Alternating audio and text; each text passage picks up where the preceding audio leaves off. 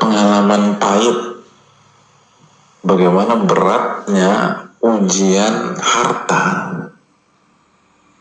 maka ulama mengatakan ujian ilmu lebih berat dari itu. Ujian ilmu itu lebih berat dari itu. Cuman banyak yang nggak sadar aja. Hanya saja halus. Itu.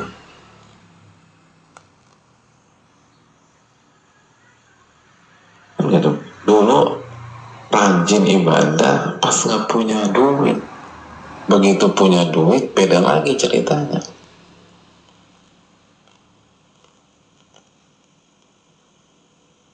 Jadi dia ngerasa banget iya emang uang tuh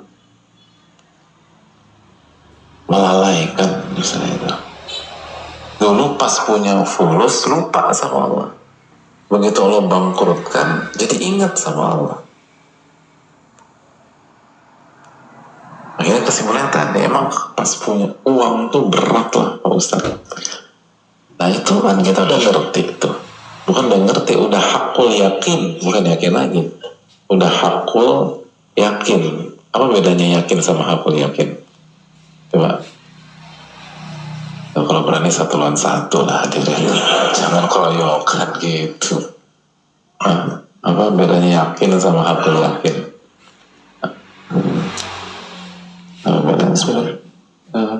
Assalamualaikum Ustaz. Kalau hakul yakin dia udah merasakan secara langsung. Udah apa? Udah merasakan secara langsung. Kalau yakin? Kalau yakin udah dapat datanya, informasinya udah satu. Ya, jadi kalau yakin itu udah punya data yang validitasnya 100%, tapi belum ngerasain. Yakin, hak, dia belum ngerasain.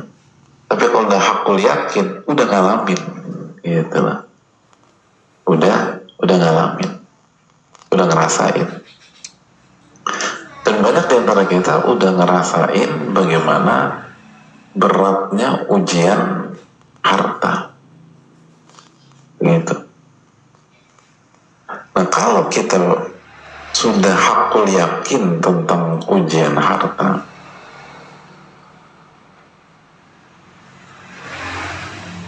dan untuk bisa berhasil kita harus punya bekal, gitu kan, harus punya bekal, harus punya ilmu, harus punya adab, harus punya tauhid misalnya, harus merasa diawasi oleh Allah, harus yakin tentang hari kiamat, bahwa harta itu dihisap. Baru ketika punya duit enak tuh.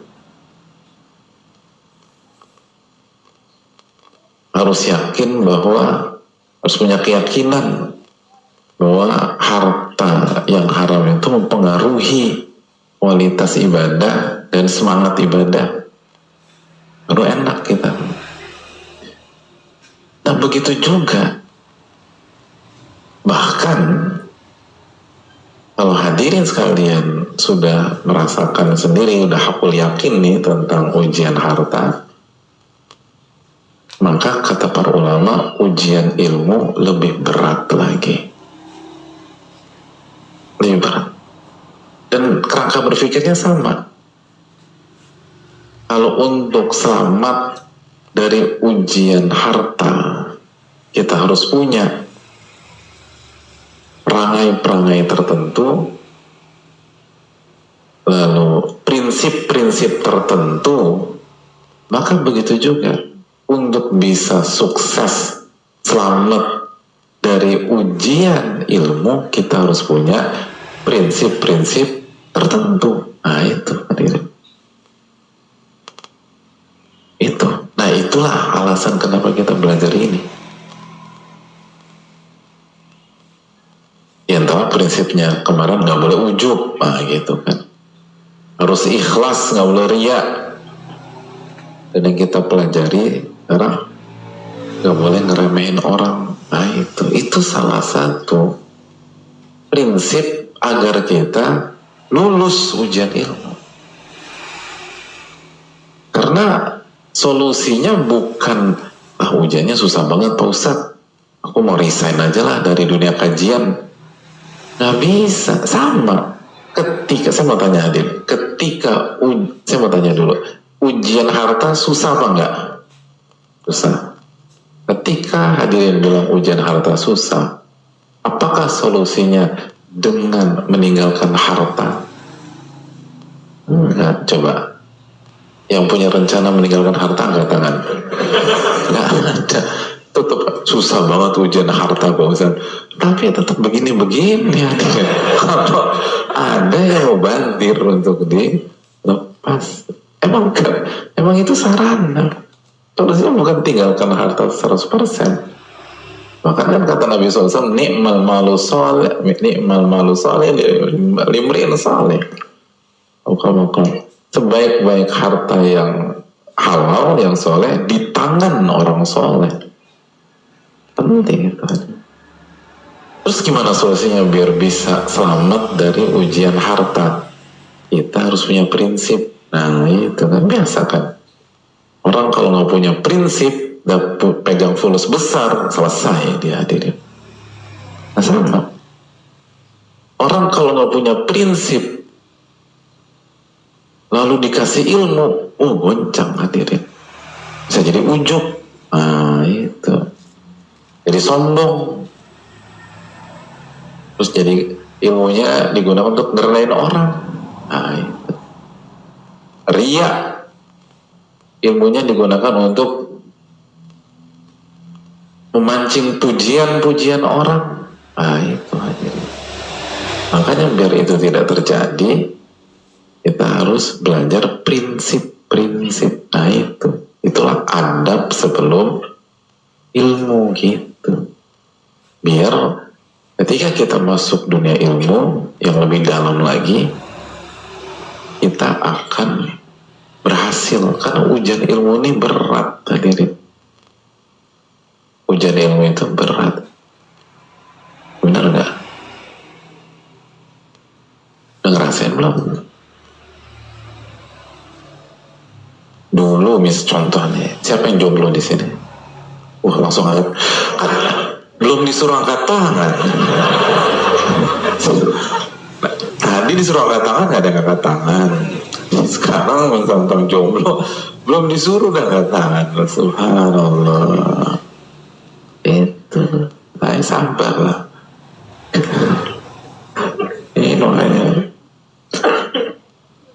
hadirin Allah muliakan. Misalnya kita jomblo, mencoba proses ditolak, coba proses ditolak, udah deh aku mau perbaiki diri dulu misalnya nih. Akhirnya dia belajar bahasa Arab, ngafalin Quran. 2 tahun kemudian itu bahasa Arabnya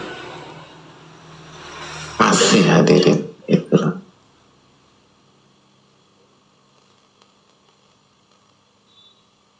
Dan hafalannya 30 juz.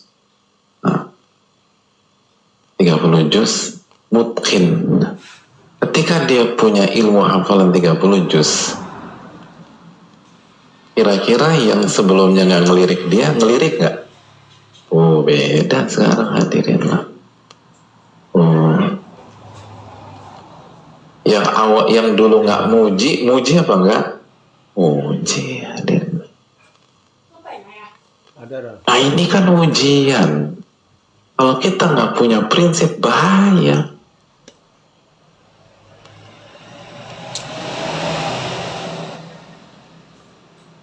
Yang awalnya nggak tertarik, jadi banyak yang tertarik. Kalau kita nggak punya prinsip, kita bisa besar kepala, kita bisa sombong, kita bisa terlena, bahkan kita bisa memanfaatkan kekaguman orang lain terhadap kita untuk kepentingan kita. mungkin enak secara syahwat, tapi secara akhirat berat pertanggungjawabannya. Makanya kita disuruh belajar ini, hadirin. Nah itu, karena urgensi ini perlu kita ulang-ulang terus, karena penting, sangat penting. Kalau nggak penting, nggak mungkin Umar bin Khattab radhiyallahu mengatakan ta'addabu tsumma ta'allamu, beradablah sebelum, atau beradablah lalu kalian belajar. The point. Hadirin Allah muliakan, semoga kita mendapatkan ilmu nafi dan dilindungi dari ilmu yang tidak bermanfaat. Kita akan masuk materi kita kembali. Kita bisa baca. Bismillahirrahmanirrahim. Alhamdulillahi Rabbil Alamin. Wa sallallahu wa sallam wa baraka ala nabiyyina Muhammad wa ala alihi wa sahbihi ajma'in. Allahumma ghfir lana wa li ustadina wa li walidayhi wa walidina ولمشايخه ومشايخنا ولجميع المسلمين يا رب العالمين. قال الإمام بدر الدين أبو عبد الله محمد بن إبراهيم بن سعد الله بن جماعة الكناني الشافعي رحمه الله تعالى: ومن أدوية احتقار الناس تدبر قول الله تعالى: لا يسخر قوم من قوم عسى أن يكونوا خيرا منهم إنا خلقناكم من ذكر وأنثى وجعلناكم شعوبا وقبائل لتعارفوا إن أكرمكم عند الله أتقاكم فلا تزكوا أنفسكم هو أعلم بمن اتقى. وربما كان المحتقر أطهر عند الله قلبا وأزكى عملا وأخلص نية، كما قيل إن الله تعالى أخفى ثلاثة في ثلاثة: وليه في عباده ورضاه في طاعته وغضبه في معاصيه. ومن Bismillah, alhamdulillah, wassalatu wassalamu ala rasulillah.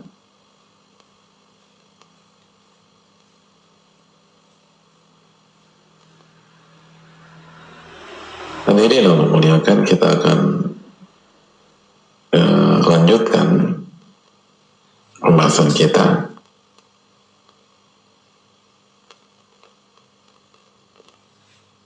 Kita kemarin sudah sampai pada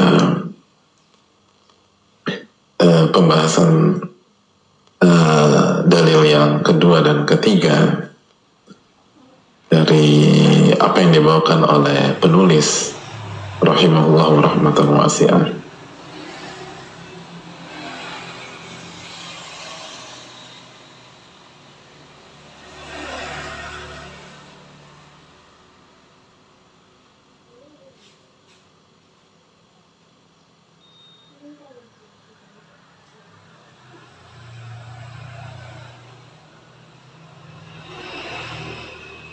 Yang pertama, firman Allah Subhanahu wa taala dalam surah Al-Hujurat ayat 11, la yaskhar qauman min qaumin asa yakunu khairan minhum, dan seterusnya. Lalu Al-Hujurat ayat 13, ya ayuhan nasu inna khalaqnakum min dzakarin wa untha wa ja'alnakum syu'uban wa qabaila lita'arafu inna akramakum indallahi atqakum. Lalu yang terakhir adalah fala tuzakku anfusakum dalam surat An-Najm ayat 32, huwa a'lamu biman ittaqa. Dan kalian mensucikan diri kalian sendiri, jangan rekomendasi diri kalian sendiri, karena dan Allah lah yang maha tahu siapa yang bertakwa di antara kita.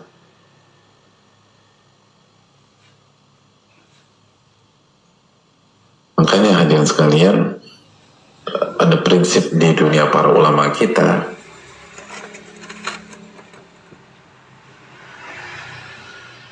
seperti yang disampaikan Ibnu Mubarak. Bahkan ada sebuah hadis, tapi hadis itu lemah, dilemahkan banyak para ulama. Hadis itu berbunyi, man qala ana alim fahuwa jahil. Barang siapa yang mengatakan saya alim, maka dia adalah orang bodoh. Hadis itu dilemahkan banyak para ulama. Namun ada yang semakna dengan hadis itu dari ucapan para ulama kita, seperti ucapan Ibnu Mubarak rahimahullah. Beliau menyampaikan, la yazalul mar'u aliman ma talabal ilma, fa idza dhanna annahu qad alim faqad jahil. Seseorang akan menjadi alim, akan jadi ulama. Alim ini ulama ya hadirin, bukan alim itu bentuk singular dari ulama. Ulama itu plural, singularnya alim, bukan alim dalam terminologi kita, gitu loh, orang Indonesia. Kalau alim terminologi orang Indonesia di lapangan apa? Soleh, gitu loh. Lalu so alim lo, gitu loh. Maksudnya apa? Sok soleh atau sok pinter? Sok soleh, gitu loh. Udah jangan sok alim deh, gitu loh. Bukan lu sok jadi ulama, enggak. Gak ada gitu kan. Kita kan hidup di lapangan nih. Gak ada, setahu kita ya, ketika bilang sok alim lo, itu berarti sok jadi ulama. Bukan. Itu maksudnya lo jangan sok soleh deh, jangan sok bertakwa gitu. Nah ini itu terminologi apa di dunia masyarakat kita. Yang dimaksud alim ini maksudnya bentuk singular dari ulama. Jadi barang siapa seseorang akan jadi alim, maksudnya akan jadi ulama, matolabal ilma, selama dia terus belajar. Fa idza dhanna annahu qad alim, dan ketika dia merasa sudah tahu, maka dia adalah orang bodoh, gitu.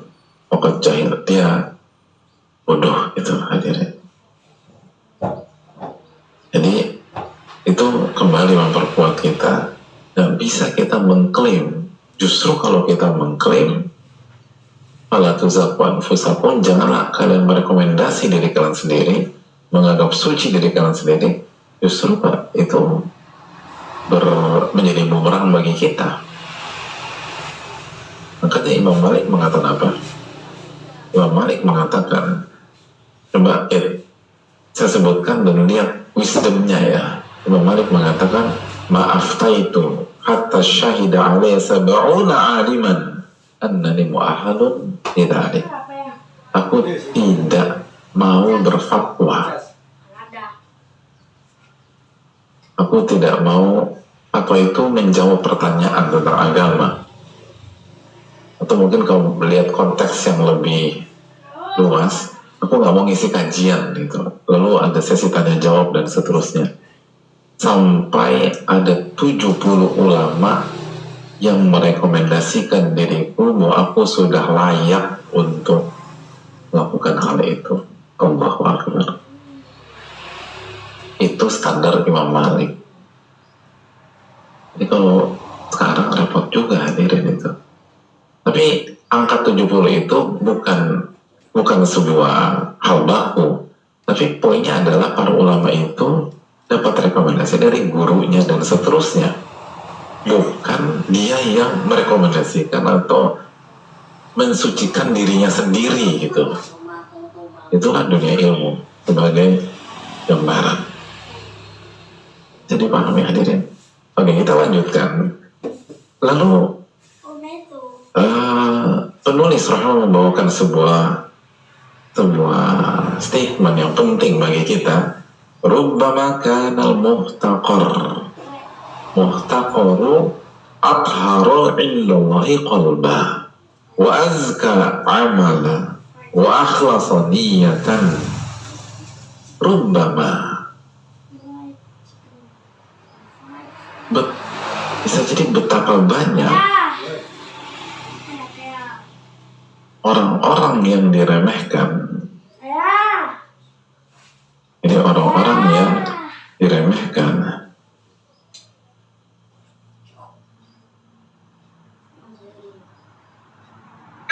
itu, hadirin Allah muliakan,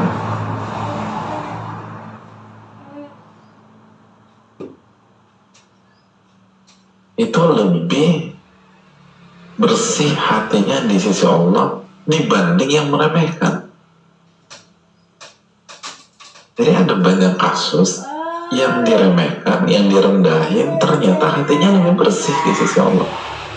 Ternyata amalannya lebih murni di sisi Allah. Ternyata niatnya lebih ikhlas. Nah, itu. Makanya jangan suka ngeremehin orang, itu pesannya. Karena yang Anda remehkan, yang Anda rendahkan itu seringkali lebih baik, lebih bersih, lebih bertakwa, lebih tinggi kedudukannya di sisi Allah Subhanahu wa Ta'ala. Kama qil, innallaha akhfa thalathatan fi thalathah. Allah menyembunyikan 3 hal di dalam 3 hal. Yang pertama, waliyahu fi ibadihi. Allah itu menyembunyikan walinya di tengah-tengah hambanya. Maksudnya apa? Maksudnya kata para ulama, ada banyak wali-wali Allah, orang-orang yang punya kedudukan takwa yang baik kualitasnya, itu tersembunyi di tengah-tengah manusia, nggak diketahui gitu. Orang tuh nggak sadar bahwa dia itu wali Allah. Itu maksudnya. Itu maksudnya waliyahu fi ibadihi. Bahkan mungkin temannya nggak sadar bahwa ini sahabatnya ini adalah wali Allah. Itu terjadi dari dulu. Ini kan diambil para ulama dari kenyataan dan perjalanan hidup mereka. Makanya jangan pernah ngeremehin orang. Bisa jadi yang kita remehkan itu lebih tinggi kedudukannya. Dan sebelumnya kan kita sudah bahas surat Al-Hujurat. Coba kita buka lagi surat Al-Hujurat. Ketika Allah Subhanahu wa Ta'ala berfirman tentang masalah ini, ayat ke-11, ya ayyuhalladzina amanu la yaskhar qaumun min qaumin asa ayyakunu khairan minhum wala nisa'un min nisa' asa ayyakunna khairan minhum. Apa artinya hadirin? Artinya apa?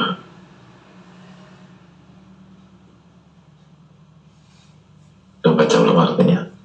Wahai orang-orang beriman, janganlah sebagian kaum merendahkan sebagian yang lain. Kenapa tuh?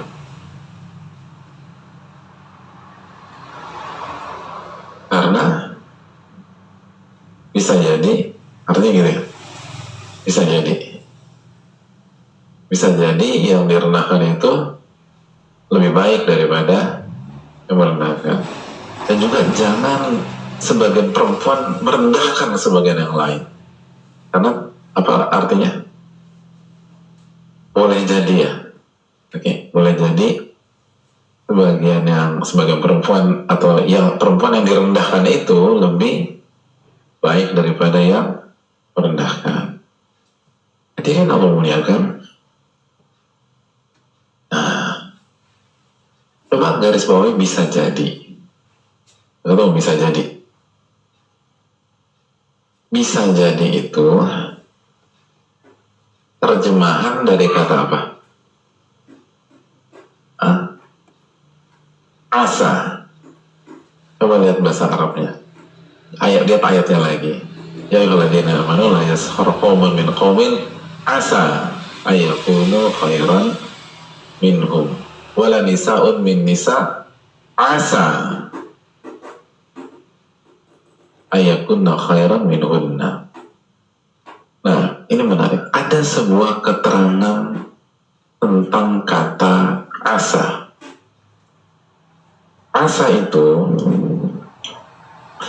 dalam bahasa Arab itu termasuk ke dalam af'al apa?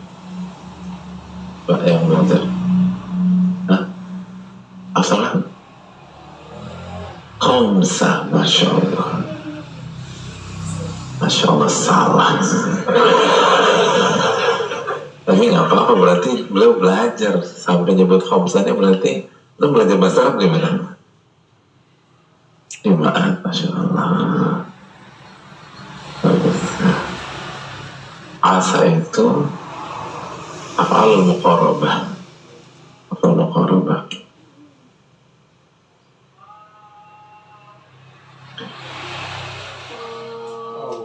Hadirin Allah muliakan.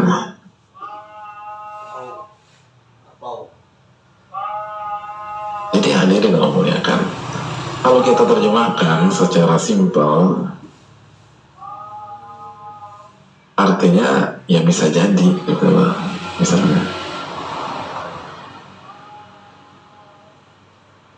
artinya bisa jadi.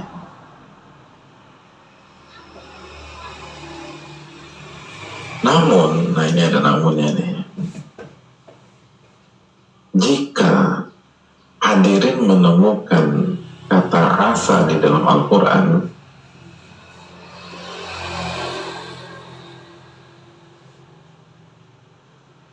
itu artinya wajib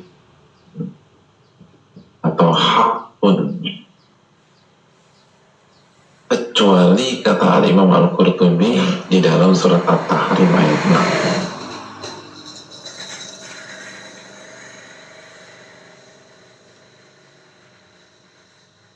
6. Kecuali dalam surat At-Tahrim ayat 6. Kita nggak akan masuk ke hal tersebut karena terlalu panjang.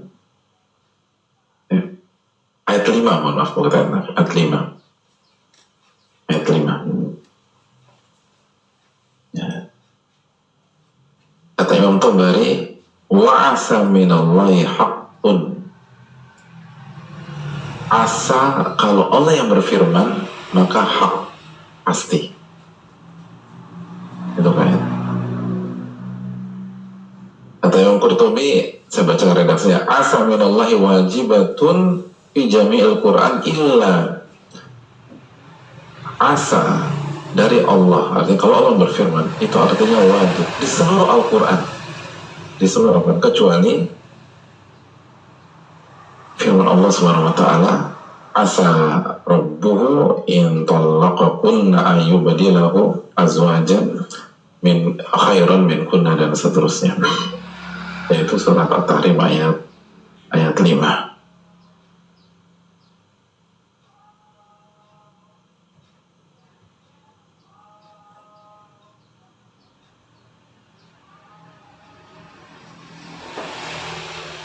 Hadirin Allah muliakan,